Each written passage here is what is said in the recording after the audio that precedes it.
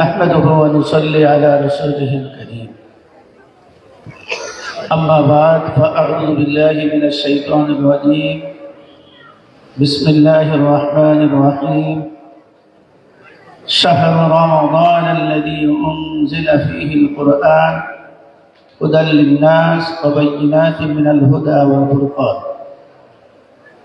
وقال النبي صلى الله عليه وسلم خيركم من تعلم القرآن وعلمه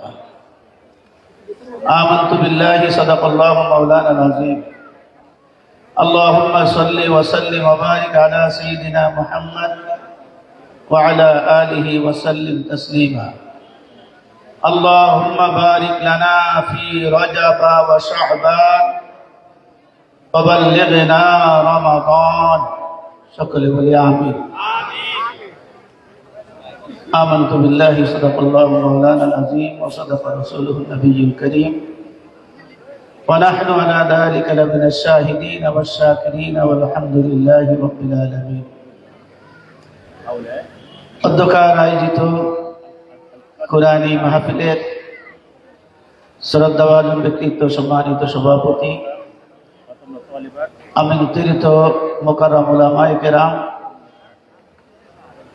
সামনে ভূমিষ্ঠ সর্বস্তরের মুসলমান ভাইরা সম্মানিত ব্যক্তিবর্গ বাবার বয়সী মুরব্বীগণ স্নেহের যুবকেরা কচিকাচা পর্দার অন্তরালে মা ও বোনেরা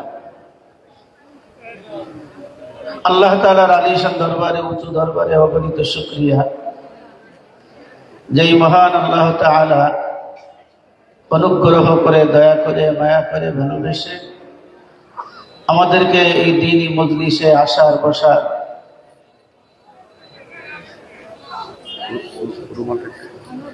তৌফিক দান করেছেন এজন্য রব্বে কারীমের দরবারে শুকরিয়া আদায় করতে গিয়ে সকলেই দিল মনকে উজাড় করে মহব্বতে শহীদ উচ্চ আওয়াজে জবান খুলে বলি আলহামদুলিল্লাহ। নিজের বাড়ির বাবুর্চি নিজে করা যায় না, নিজের ঘরামি নিজে ঘর সাওয়া যায় না। আমি যদি আবার মঞ্চে না আসি তাহলে কালকে কবে একটু মঞ্চে তো দেখলাম না, সালাম দেওয়ার জন্য। বাকি একজন অনেক বড় মাপের বক্তা আছেন, আমরা ওনাকে চিনি না, উনি আলোচনা করবেন। আমি তো জুমার দিনে আলোচনা করি, বিশেষ করে সবাই শোনেন। বহিরাগত যারা আছেন এই গ্রামে গ্রামে ওয়াজ হলে আমি সেখানে যাই, যেন নতুন কোনো ওয়াজ তো আর আমার কাছে নেই, আর পুরাতন কথা বারবার চলে না, আর নতুন কথা আমি জানিও না। এজন্য সালামের সাথে দুইটা কথা বলবো। আমরা যে প্রতিষ্ঠানে বসে আছি, আমরা এই প্রতিষ্ঠানকে কি নামে চিনি? কি নামে চিনি? কাউলিবেড়া দারুস সুন্নাহ মাদ্রাসা। কাউলিবেড়া তো কাউলিবেড়া, দারুস সুন্নাহ মানে সুন্নাতের ঘর, মাদ্রাসা মানে বিদ্যাপীঠ, বিদ্যালয়, যেখানে পাঠদান করা হয়, পাঠদানের স্থান। আমাদের ক্ষুদ্র একটা কুধারণা, ধারণাটা বড় না, ছোট্ট ধারণা। সেই ধারণাটা হলো যে মাদ্রাসা খুললে, মাদ্রাসায় পড়লে কি হয়। বিশেষ করে যারা বামপন্থী, ইসলাম মানে না, ইসলাম মানে না এরকম লোক আছে না সমাজে? দিন মানে না, ধর্ম মানে না, ইসলাম মানে না, নবী মানে না, রসুল মানে না, এরা এক পর্যায়ের মানুষ। তারা এই মাদ্রাসা দেখতে পারে না, উলামায়ে কেরামদের দেখতে পারে না। আর যারা আমরা মোটামুটি একটু নামাজি, পরিপূর্ণ না, এরাও মনে করে এই মোড়ে মোড়ে ওয়াজ এটা একটা বোঝা, এই মাদ্রাসা করে লাভ কি, এই মাদ্রাসায় পড়লে কি হয়, এরকম একটা ধারণা আমাদের আছে না? কি বলে? অনেকে আবার বলে এটা ফকিরে বিদ্যা বা ভিক্ষা বিদ্যা, এরকম বিভিন্ন রকম তুচ্ছ তাচ্ছিল্য করে কথা বলে। তো যুগে যুগে মানুষ এরকম কথা বলবে, এটা আল্লাহ পাক ভালো করে জানে। এজন্য আল্লাহ পাক সব বামপন্থী, নাস্তিক, যারা দ্বীনকে পছন্দ করে না, কোরআনকে পছন্দ করে না, এই সমস্ত মানুষদের কথার উত্তর আল্লাহ পাক এক কথায় দিয়ে দিয়েছেন যে এই মাদ্রাসায় পড়লে, কোরআন পড়লে, হাদিস পড়লে কি হয়।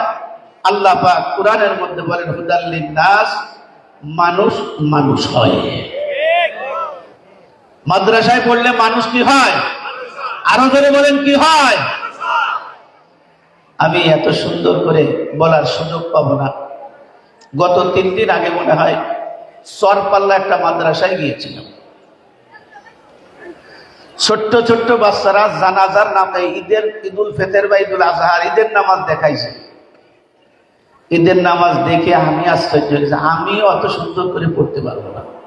অথচ 5 বছর 7 বছর বয়সে আমাদের ছেলেরা হাফেজ হলো। আমার নিজের অনুভূতির কথাই বলি, 24 বছর অতিবাহিত হয়ে গেছে কাউলি বেড়ায়, আমি পাই নাই কিছু। যা পাইছি যা অপূরণীয়। আমার মেয়েও এখান থেকে হাফেজ হয়েছে। আজকে তো যখন আমার ছেলের মাথায় পাগড়ি পরাইছে, আমি একটু বেসামাল হয়ে গেছি, আমার চোখ দিয়ে পানি বের হয়ে গেছে। নিজের দ্বারা আমি কিচ্ছু করতে পারিনি, ওদের দ্বারা যদি কিয়ামতের ময়দান আল্লাহ পাক নাজাতের ব্যবস্থা করে।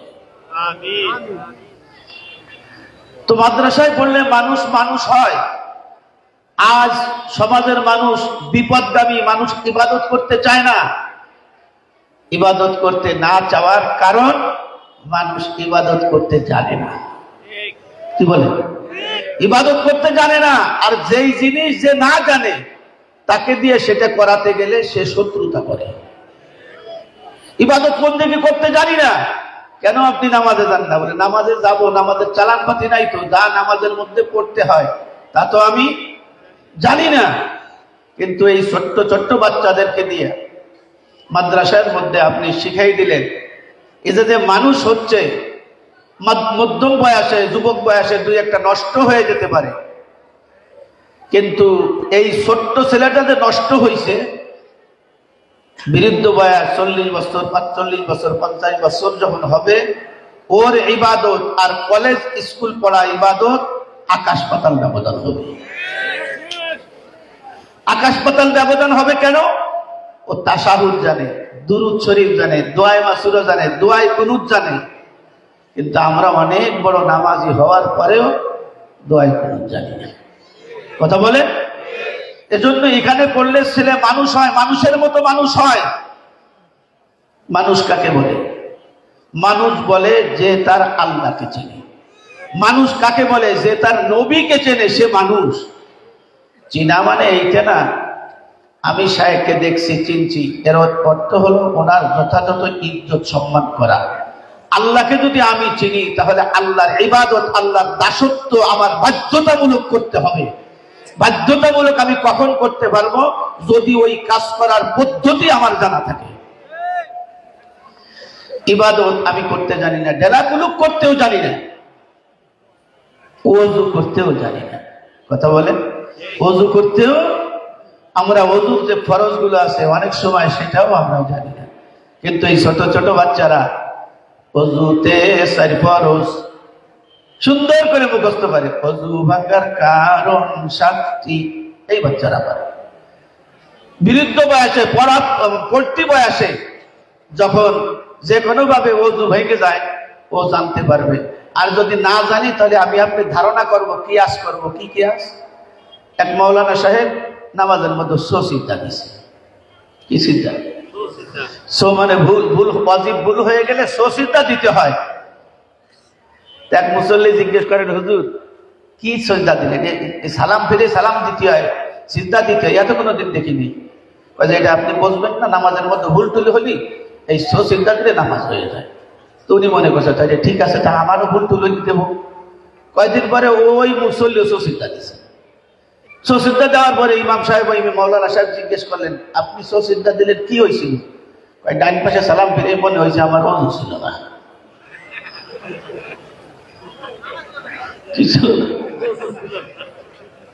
ইমাম সাহেব মাথা দেখায়, হায় রে, ওযু নাই, সিজদা দিলে নামাজ হয়ে যাবে? তুমি কথা বলেন?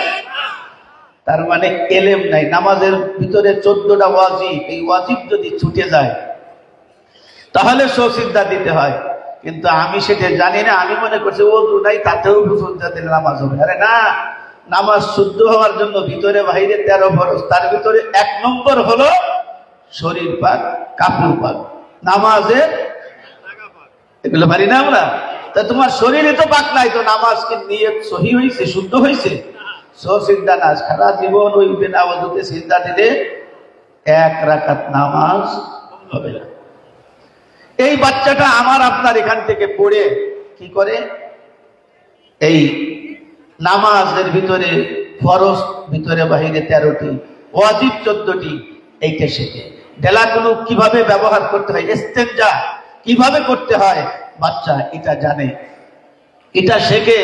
বাড়িতে যাওয়ার পরে দস্তরখানা, বাস্তব সন্তান যারা, বাস্তব তালবে আলিম যারা, ছোট্ট বাচ্চা এই দস্তরখান ছাড়া খানা খায় না। ছোট্ট একটা বাচ্চা কিভাবে শিখে গেছেন, বাড়িতে যে নামাজ পড়ে, বাড়িতে যে মাকে বলছে খানা দিছে, মা ভাত খায় না। সে কেন ভাত খাও না কেন?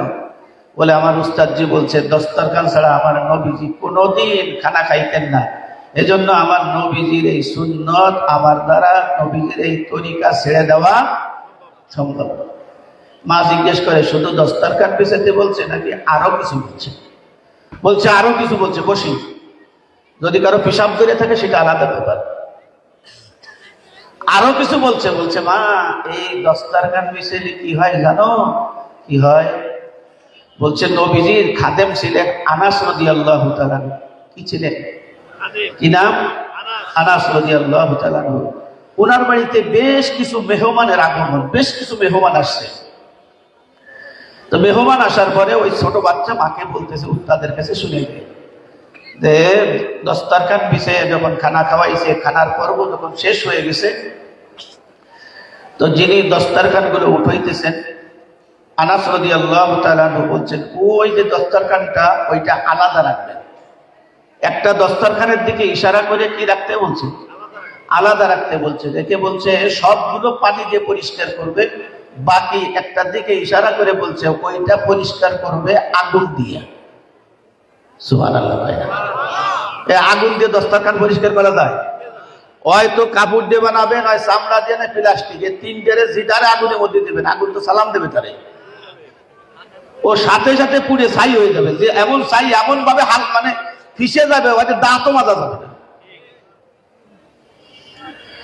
তো আনাস রাদিয়াল্লাহু তাআলা এই কথাটা যখন বলছেন, সমস্ত মেহমানরা অপলক নয়নে খেয়ালের সাথে তাকাই রয়েছে, দেখি এটিতে কি করে।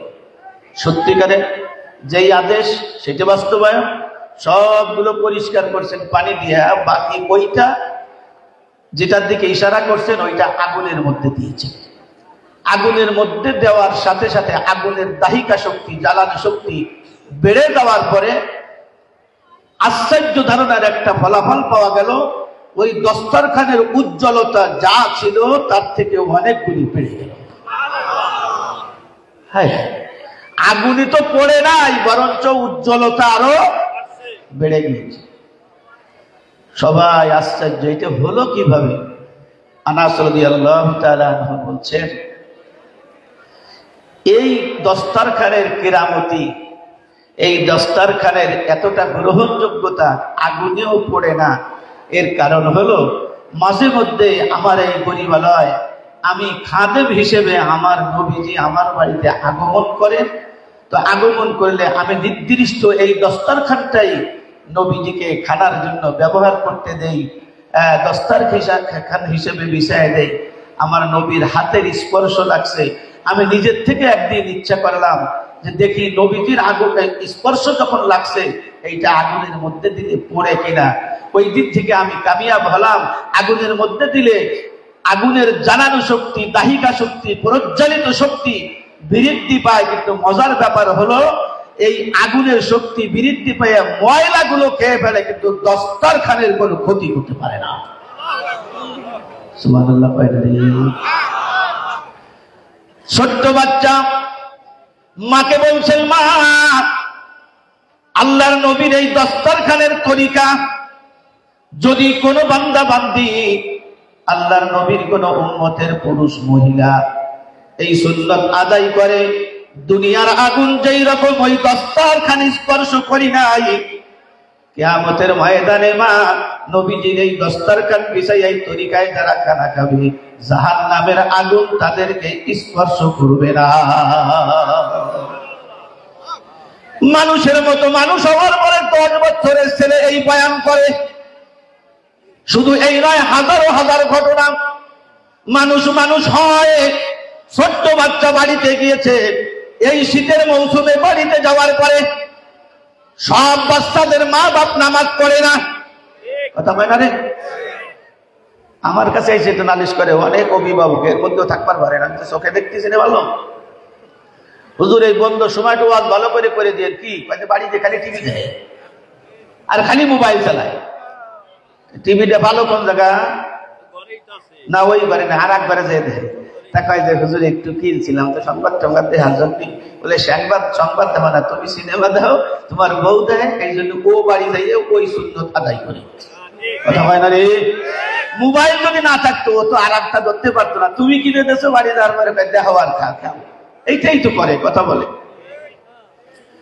সব মা বাপ নামাজ পড়ে না, বেনামাজি মা বাপ আছে না নাই? আরো জোরে বলতে হবে, বেনামাজি মা বাপ আছে। সন্তান এই শীতের মৌসুমে মাহফিলের বন্ধতে বাড়িতে গিয়েছে। বাড়িতে যাওয়ার পরে এবার আব্বাকে বলছো, আব্বা চলো আমরা ইশারের নামাজ পড়তে যাই মসজিদে। ইশারের নামাজ যদি জামাতের সাথে পড়া হয়, আমার হুজুর নবীজির হাদিস দিয়ে বলেছে অর্ধরাত পর্যন্ত দাঁড়াই দাঁড়াই নামাজ পড়লে যে কি হয়, আমার আল্লাহ ওই নামাজের আমল নামায় অর্ধরাত পর্যন্ত দাঁড়াই দাঁড়াই নামাজ পড়ার নেকি দিয়ে দিবি। সুবহানাল্লাহ। তো আসতে করি তাহলে গালি গালি আমি আসলাম, জোরে কোন সুবহানাল্লাহ। এ মুসলমান বাবাজিরা ভাইয়েরা, সন্তানের অনুরোধ করার পরে বাবা বলতেছে না আমি যাব না। বলছে আব্বা তোমার পায়ে ধরেই তোমাকে যাইতেই হবে, নতুবা মসজিদ থেকে আমি একা একা আসতে ভয় পাবো। এবার আব্বা কয় তুই মাদ্রাসায় পড়ে একটা টাটকা বিয়াদব হইছস। ঠিক হয়, মাদ্রাসায় পড়ে টাটকা বিয়াদব হইছ। ও বাবারে নামাজ পড়তে যাতে বলছে, এটা কি বিয়াদবি? কথা বলেন না কেন? এটা তো বিয়াদবি না, এটাই তো আদর্শ শিক্ষা। ওই যে জসিমউদ্দিন সাহেব আলোচনার মধ্যে বলছেন, তার কথার চাইতে ভালো কথা কার হতে পারে? যে ব্যক্তি মানুষকে আল্লাহর দিকে ডাকে। ছোট্ট বাচ্চা আব্বাকে ডাকতেছে, আব্বা নামাজে চলো। বেপরদায় যদি মা যায়, ছোট্ট বাচ্চা বলছে মা তুমি বড় কাপড় ছাড়া যাইতে পারবা না। কথা লম্বা হয়ে যাবে, গুছাই খাটো করে বলি। এবার আব্বা রাজি হয়েছে সন্তানের সাথে নামাজ পড়তে যাবে। মসজিদের পাশে মসজিদে নামাজ পড়ছেন, সব মানুষগুলো চলে গেছে। আব্বা শুধু নফলের পর নফল পড়তেই আছে। ছেলে মনে করছে আমার আব্বাকে আল্লাহ পাক একেবারে কামেল মোকাম্মল পরিপূর্ণ হিদায়াত দিয়েছে, আমার আব্বার মতো এত বড় আল্লাহর ওলি আর হতে পারে না। ছোট্ট বাচ্চা বেরেন ঠান্ডা ঝিমায়, যার বেরেন যত ঠান্ডা তার তত ঘুম বেশি। কথা না, যার যত বেরেন তার তত ঘুম বেশি। এই জন্য বাচ্চারা 18 ঘন্টা ঘুমায়, কারণ দুনিয়ার কোনো চিন্তা নাই। যার মাথার ভিতরে যত চিন্তা বেশি তার তত ঘুম। এজন্য কোটি কোটি টাকার মালিক হয়ে যাবেন, এবার ঘুমের ট্যাবলেট খাইলেও সুন্দরভাবে আপনার ঘুম আসবে না। কারণ হলো চিন্তায় টেনশনে আপনার মাথার মগজ গরম হয়ে গিয়েছে, জন্য আপনার ঘুম আসে না। ছোট্ট বাচ্চা বারান্দায় ঝিমায়, ঝিমানোর পরে এক পর্যায়ে সব মুসল্লি চলে গেছে। এবার আব্বা এসে বলতেছে চল আমার নামাজ শেষ।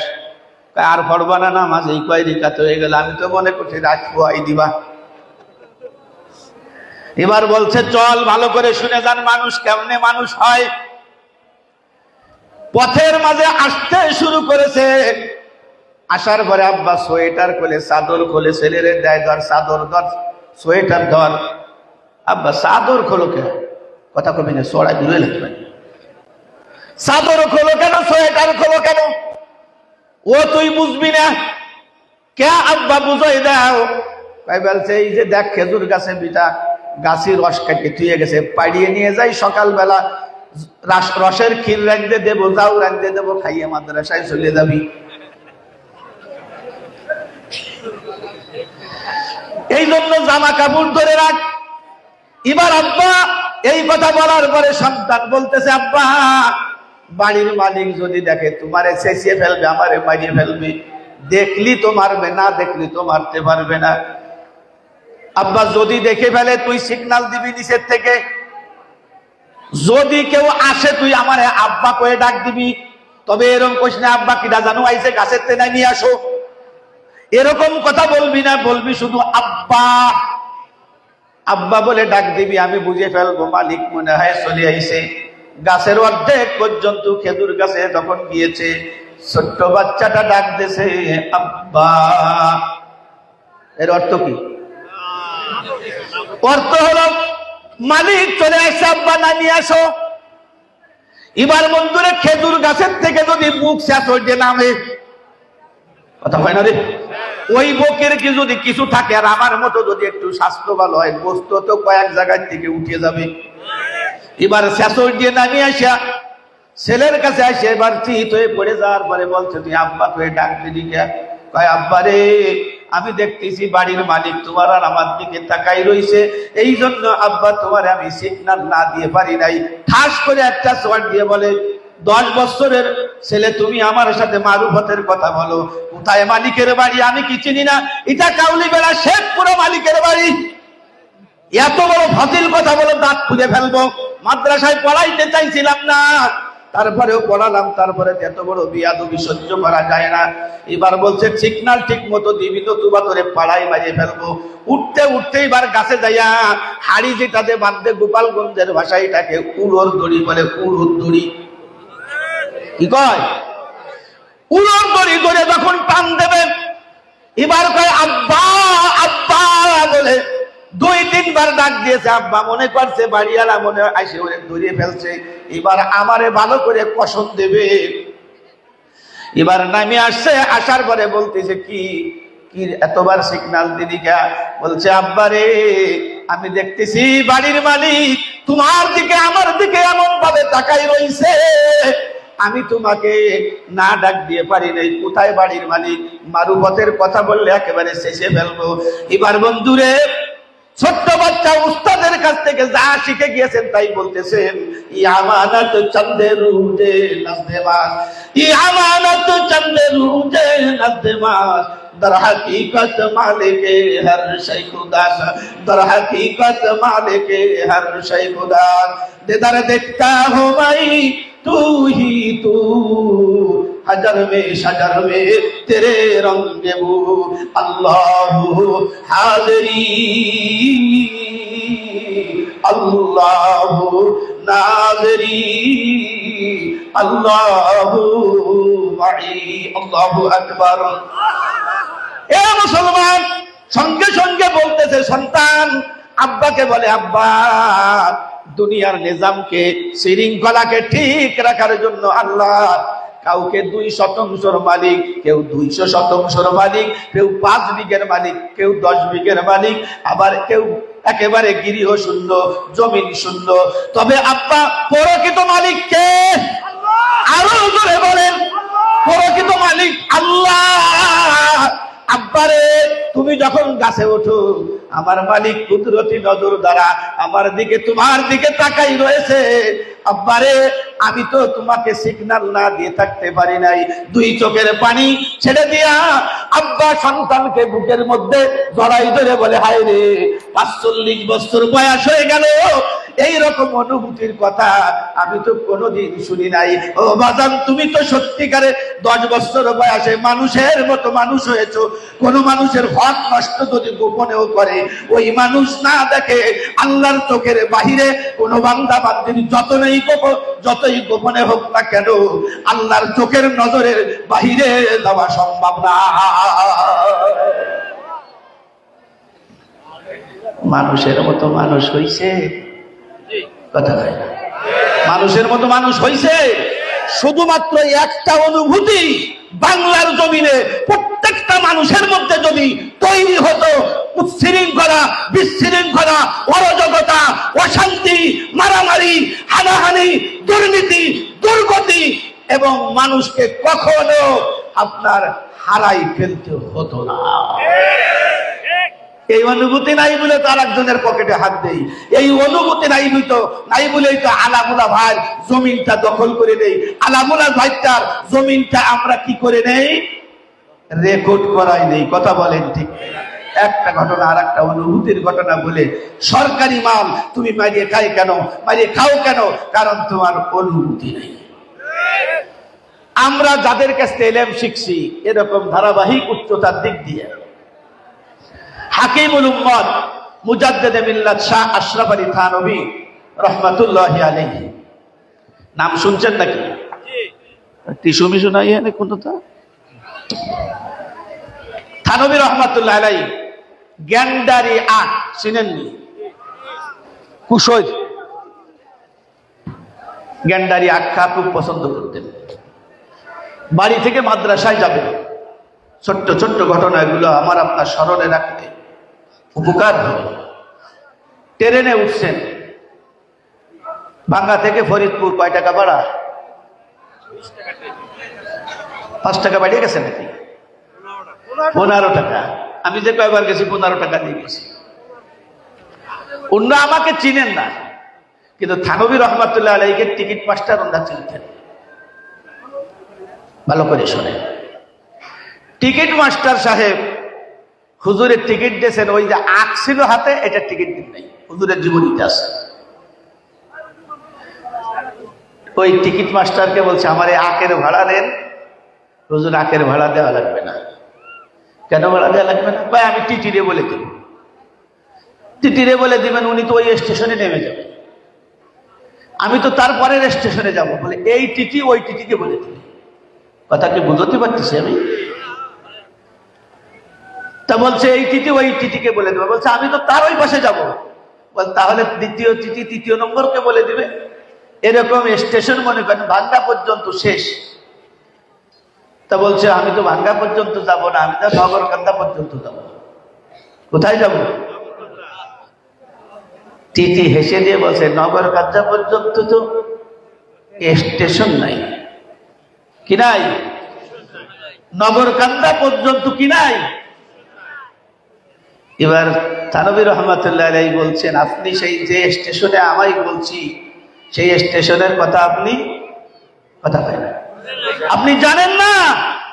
এই স্টেশনের কথা আব্দুল আলিম সাহেব বলে গিয়েছেন, সেদিনের সেই স্টেশনে থাকবে নানান প্যাসেঞ্জার, দ্রুত জানে পার হবে সে, টিকিট কাটায় আসে যায়। মনরে মন আমার পারাপারে থাকলে তারা, সঙ্গে নিও গাড়ি ভাড়া, জবাবদিহি করতে হবে ধরলে টিকিট কালেক্টর। আমি পাপী তিনি জামিনদার, আমি পাপী তিনি জামিনদার।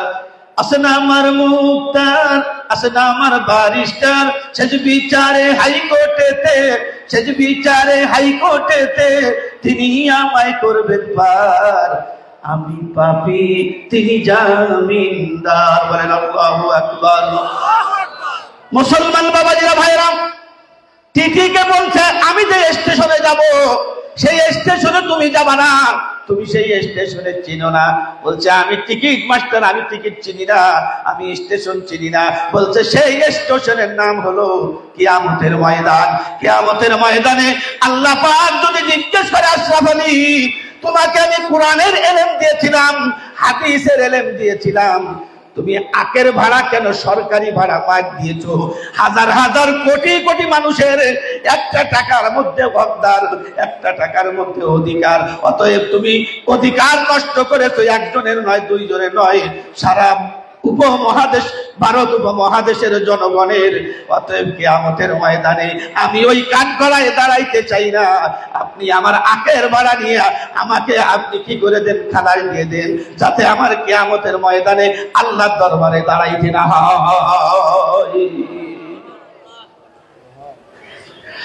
এজন্য বন্ধুরে আমার, এই মাদ্রাসায় পড়লে, কোরআন হাদিসের জ্ঞান পড়লে কি হয়? মানুষ মানুষ হয়। এবার বলবেন স্কুলে পড়লে কি মানুষ হয় না? হ্যাঁ, স্কুলে পড়লে মানুষ হয়, কিন্তু আল্লাহকে চেনার ব্যক্তিত্ব হয় না। কারণ দোস্তরে 4 থেকে 6টায় ওঠার পরে সুদের কষাকষি, পার্সেন্টেজ সুদের কারবার করানো হয়।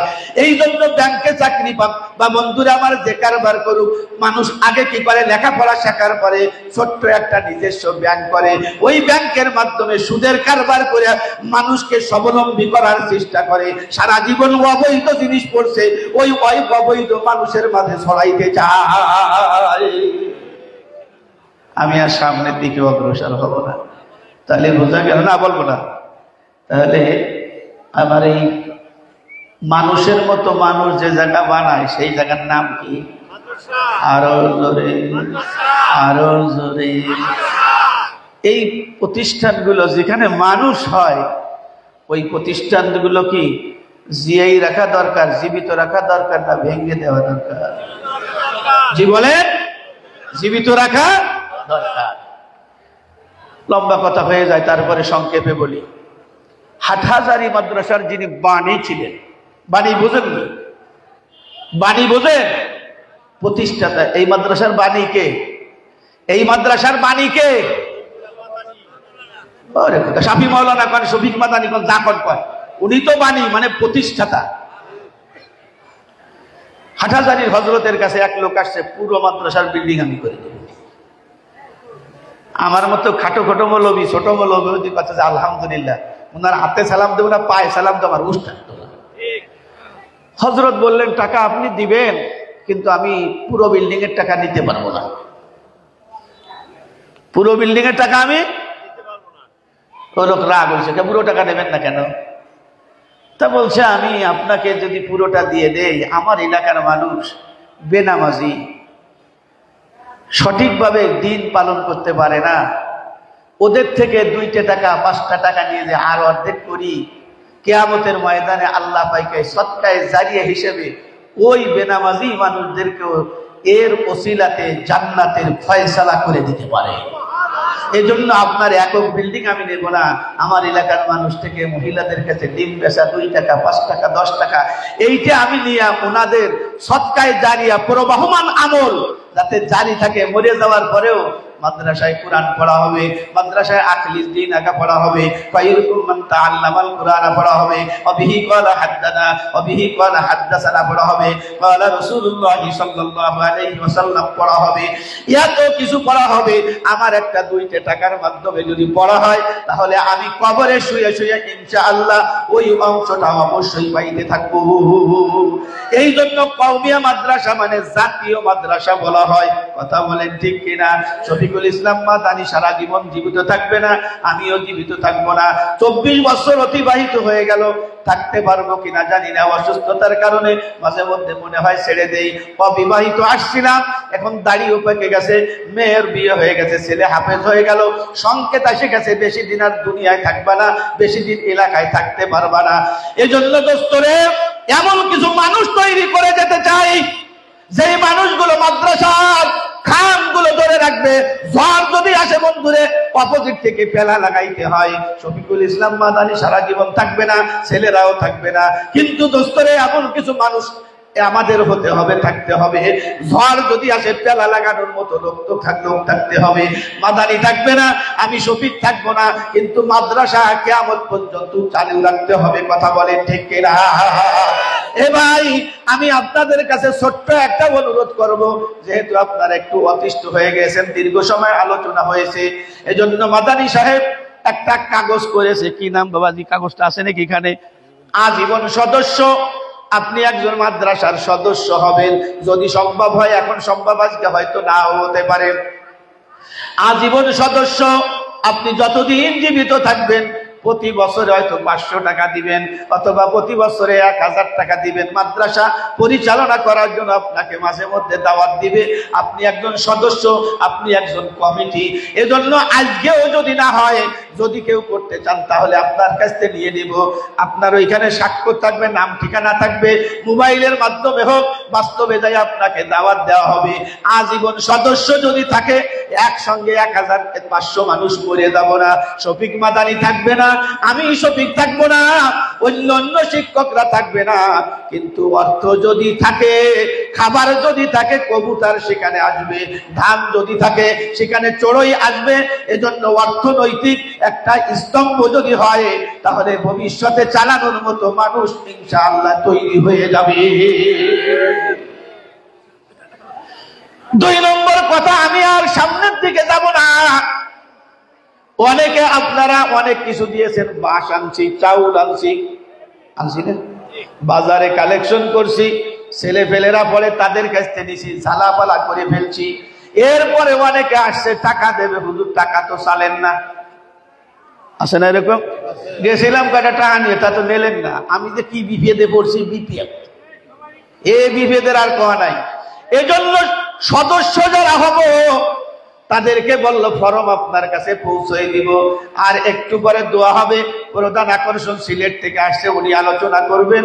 যার ইচ্ছা হয়, হুজুর আমি মাদ্রাসার জন্য নগদ অনেক বড় খরচ হচ্ছে, এজন্য হুজুর অনেক ছাত্র একক তো খাওয়াইতে গেলে একটা গরুর ব্যবস্থা করা লাগে, এজন্য দোস্তরে যার কাছে আছে দাবি আছে 1000 টাকা মার জন্য, বাবার জন্য, ও ভাইজান মা থাকলে একটা কম্বল কিনে দিতে হইলে 4000 টাকা। বাজান যদি আমাকে আপনাকে বলতো আব্বারে আমার তো সোয়েটার নাই, আমি শুইতে পারি না, মা যদি বলতো বাজান রে আমার তো তোষক নাই, তোষক লাগবে, এটাও যদি বানাই দিতাম, তাহলে এখন তো বানানোর কোনো ব্যবস্থা নাই। মা বাবার জন্য দান করব, সঙ্গে সঙ্গে আল্লাহ পাক কবরের আযাব মাফ করে দিবে। এজন্য আমি একটু আপনাদের কাছে হাত পাচ্ছি, 1000, 2000, 500 টাকা, 200 টাকা যাদের হাতে আছে, পকেটে আছে, আমার হাতে একটু দিয়ে দেন। আমি 2 মিনিটের মধ্যে আপনাদের থেকে বিদায় নেব। এরপরে যারা সদস্য হতে চাইছি, পকেটে হাত দিয়েছি, আমার হাতে আনেন। সামান্য সময় আমি আপনাদেরকে একটু বিরক্ত করবো। আসেন আসেন আসেন আসেন, তাড়াতাড়ি একটু সহযোগিতা করি। সহযোগিতা নেই, আলহামদুলিল্লাহ, আল্লাহ তোমার বান্দারা দাঁড়াইছে, মালিকরে সহযোগিতা করতেছে। আপনার নবী ঘোষণা করেছেন, ইত্তাকুন নারা ওয়ালাউ বিশিক্কি তামরাতিন ওয়াল কলিলি মিনাস সাদাকা। আল্লাহ রাসূল বলেছেন, ভাইজানের নাম জানো কি? মিস্ত্রি ভাই ফুল মিয়া ফরাজ। আল্লাহ তোমার আরেক বান্দা 1000 টাকা, আল্লাহ আরেকজন 500 টাকা। মালিক রে হাত খুলে দিতেছে তোমার বান্দারা। ও মালিক, আপনজন যারা কবরের বাসিন্দা, মাওলাই কারীম তুমি কবরগুলো জান্নাতের বাগান বানাই দাও। আপনজন কবরে যাদের মালিক, আকাশ ভাই 1000 টাকা আল্লাহ দানকে কবুল করো, আর এক ভাই 100 টাকা আল্লাহ দানকে কবুল করো।